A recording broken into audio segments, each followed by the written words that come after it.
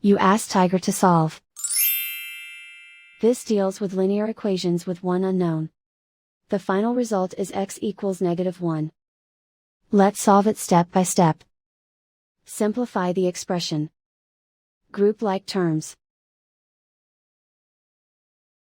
Simplify the arithmetic.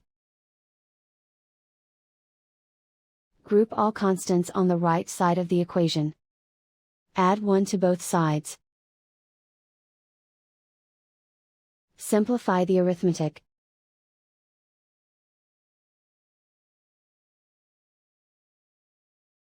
Isolate the x. Divide both sides by 12. Simplify the fraction.